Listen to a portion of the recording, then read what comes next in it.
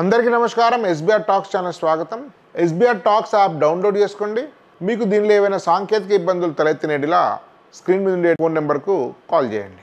SBR talks ఇప్పటికే వేలాది మందికి ఇంజనీరింగ్ కౌన్సిలింగ్ గైడెన్స్ అందించి వారు మెరుగైనటువంటి ఇంజనీరింగ్ సీట్ పొందడంలో పూర్తి స్థాయి దోహదపడింది. ప్రస్తుతము ఈ సంవత్సరం ఎస్బీఆర్ టాక్స్ 4 రకాల ఇంజనీరింగ్ కౌన్సిలింగ్ గైడెన్స్ కోర్సెస్ నిర్వహిస్తున్నది. దానిలో మొదటిది జోసా బిట్సాట్ కౌన్సిలింగ్, రెండవది దేశంలోని ప్రతిష్టాత్మక సంస్థలైనటువంటి విట్, మణిపాల్, అమృత, కామెడికేషన్ మరియు ఇతర ప్రముఖమైనటువంటి యూనివర్సిటీల యొక్క ఇంజనీరింగ్ కౌన్సిలింగ్, మూడవది టిఎస్ మరియు ఏపీ ఎంసెట్, నాలుగవది మీరు మీ పిల్లలకు ఆశించిన సీట్ రాని ఎడలా మీకు తగిన విధంగా గైడ్ చేస్తూ మంచి ఇంజనీరింగ్ కాలేజ్లో డైరెక్ట్ అడ్మిషన్ పొందే విధంగా కూడా సహకరించుతుంది. కాబట్టి ఈ అవకాశాన్ని అందరూ వినియోగించుకోవాల్సిందిగా సూచన. ధన్యవాదాలు. అందరికీ నమస్కారం.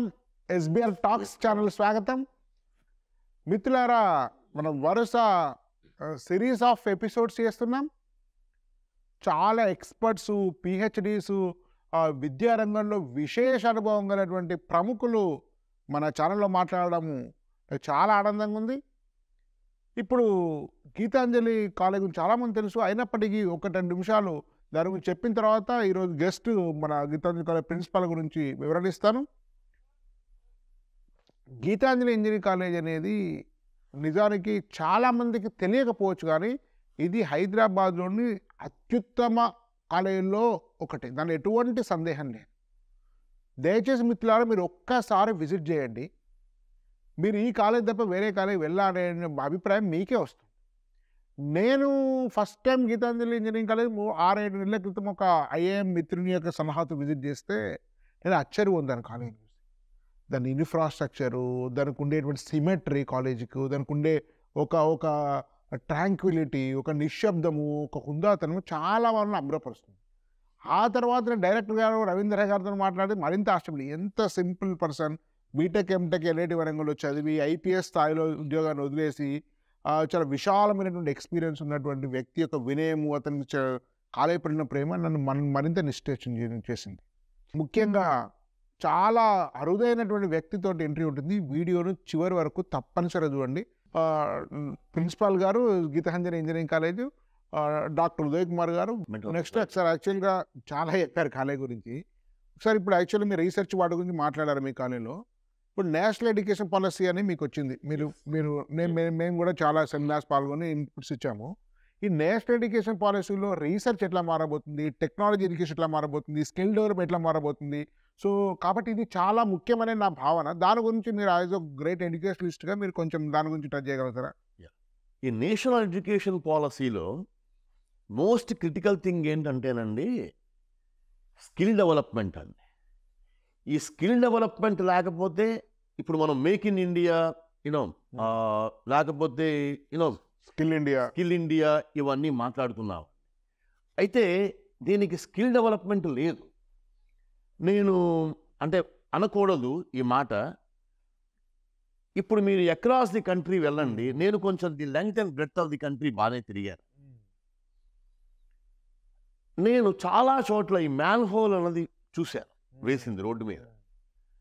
Exactly in level to the road you rarely find it. దానికి 2 కారణాలండి. ఒకటి స్కిల్ సరిగ్గా లేకపోవడం అండి. ఆ మ్యాన్ హోల్ని రోడ్డుకి సరిగ్గా లెవెల్లో పెట్టాలని.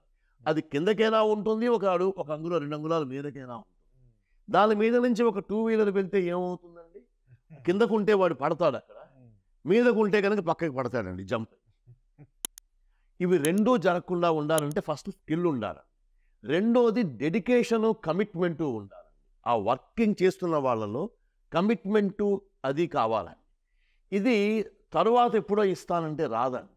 అది క్యాచ్ దెమ్ యంగ్ అని చిన్న వయస్సులోనే పట్టుకోవాలి. చిన్న వయస్సు నుంచి స్కిల్ డెవలప్మెంట్ జరుగుతూ ఉండాలి. ముఖ్యంగా 17 ఇయర్స్కి మా దగ్గరికి వస్తారు. That is the middle point of the teenage. 13 నుంచి 19 దాకా తీసుకుంటే 16-17 years is the middle point of the teenage. ఆ టీనేజ్లో వాళ్ళకి రకరకాల ఆలోచనలు, రకరకాల అంటే పరిపరి విధాలుగా ఆలోచిస్తూ ఉంటారు. వాళ్ళని ఒక సరైన పద్ధతిలో పెడుతూ స్కిల్ డెవలప్మెంట్ కనుక జరిగితే కనుక బెటర్ లివింగ్ వాళ్ళకి ఉంటుంది, సొసైటీకి బెటర్ లివింగ్ ఉంటుంది. సో ఈ ఎన్ఈపిలో మేము ఏం చేసామంటే lot of skill oriented courses పెట్టాము. ఇప్పుడు ఇంజనీరింగ్ వర్క్షాప్ అని మనం మామూలుగా చేయిస్తూ ఉంటాం స్టూడెంట్స్ చేత. వాడి చేతి ఏదో ఫైలింగ్ అని ఏదో చిన్న కార్పెంటరీ అని అవన్నీ చేయిస్తాం. అలా కాకుండా కొంతమంది స్టూడెంట్స్ చేత ఒక నెలల పాటు ఏదో కొన్ని వారంలో ఒక 4 గంటల చొప్పున ఒక నెలల పాటు దాన్ని ఒక 2 నెలల పాటు వెళ్ళి వాళ్ళ చేత ఒక చిన్న స్టూల్ తయారు చేయించండి, ఒక చిన్న కుర్చీ తయారు చేయించండి కార్పెంటరీలోను. అలాగే వెల్డింగ్ నేర్పించండి వాళ్ళకి, ప్లాస్మా వెల్డింగు. ఇప్పుడు కొంతమంది స్టూడెంట్స్ మధ్యలో వదిలి వెళ్ళిపోతూ ఉంటారు ఇంజనీరింగ్ చదవలేక. అంటే కాగ్నిటివ్ థింకింగ్ అన్నది అందరికీ కాగ్నిటివ్ థింకింగ్, మ్యాథమెటికల్ థింకింగ్ ఉండదు. దానికి కారణం ఏంటంటే చాలామంది రూరల్ ఏరియాస్ నుంచి వస్తారు, ట్రైబల్ ఏరియాస్ నుంచి వస్తారు. అక్కడ సరైన స్కూల్స్ అవి లేవు, సరైన టీచర్లు లేరు. దాని వలన వాళ్ళ మ్యాథమెటికల్ ఎబిలిటీ అన్నది అంత డెవలప్ కాదు. కాగ్నిటివ్ థింకింగ్ తక్కువ డెవలప్ అవుతుంది వాళ్ళకి. అలా అని చెప్పి వాడు వచ్చిన తర్వాత ఇంజనీరింగ్ చదవలేక వదిలేసి వెళ్ళిపోతే అది ఆ ఫ్యామిలీకి నష్టం. అంటే వదిలేసి వెళ్ళిపోతే ఏం లాభం దానివల్ల? వేరే ఒకవేళ 2 సంవత్సరాల్లో వదిలి వెళ్ళిపోయినా కూడా అతనికి ఒక డిప్లొమానైనా ఇవ్వాలి, దానికి కొంత స్కిల్ ఓరియంటేషన్ ఇస్తే అతను 2 కాళ్ళ మీద అతను నించుని బతకగలుగుతాడు, తన ఫ్యామిలీని సపోర్ట్ చేసుకోగలుగుతాడు. ఈ లోపుగా ఏదైనా అదృష్టం కలిసి వచ్చి 4 రూపాయలు సంపాదించుకోగలిగి కాస్త బెటర్ లివింగ్ ఉండగలిగితే కనుక మళ్ళీ వెనక్కి వచ్చి మళ్ళీ హీ కెన్ రీజాయిన్ ఇంజనీరింగ్. మరో 2 ఏళ్ళు చదువుకుంటాడండి, చదువుకుని డిగ్రీ వస్తుందండి. అంటే this is how one has to look at it. ఇది కాకుండా ఇది స్కిల్ డెవలప్మెంట్ కోర్సెస్ అండి. ఇది కాకుండా మేము అంటే ఒక్క ఇంజనీరింగ్ ఒకటే కాదండి. ఇందులో ఇంజనీరింగ్ ఒక్కటే చదువుకుంటే వాడు బాగుపడతాడు అని ఏమి ఉండదండి. ఇంజనీరింగ్తో పాటు వాళ్ళకి వాల్యూస్ నేర్పాలి. ఆ తరువాత we should tell them about the civic sense చెప్పాలండి. కరెక్ట్.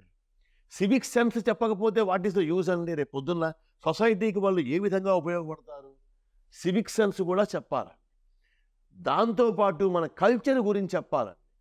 మన కల్చర్ గురించి చెప్పి 10 మందితో ఎలా మింగిల్ అవ్వాలి, ఎందుకంటే సొసైటీలో బతకాలి రేపు పొద్దున్న. కాలేజీలో కూడా రామకృష్ణ మఠ్ నుంచి ఇక్కడ ఓరియంటేషన్ తీసుకుంటారు. రామకృష్ణ మిషన్లో వివేకానంద ఇన్స్టిట్యూట్ ఆఫ్ హ్యూమన్ ఎక్సలెన్స్లో స్వామి బోధ్యమయానంద గారు ఉంటారు.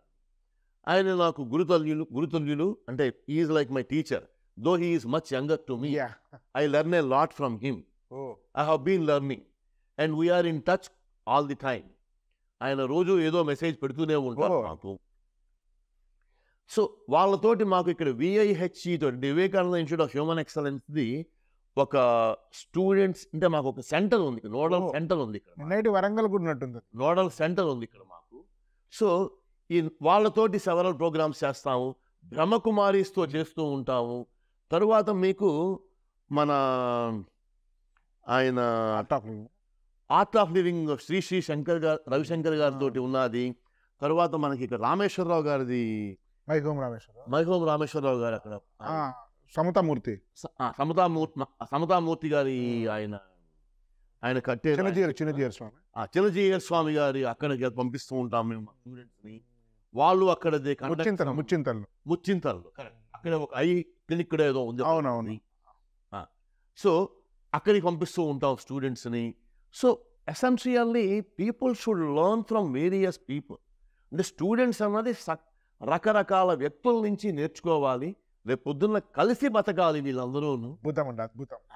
అంటే ఆ కలిసి బతకపోతే అంటే కూపస్థ మండుకంలా ఉంటే ఎలాగా అలా పనికిరాదు. సో కలిసి బతకాలి అండ్ కలిసి నేర్చుకోవాలి అండ్ కలిసి ఏదైనా చేయాలి. It is ultimately the team work. An individual cannot do much. It is only the teamwork that really matters.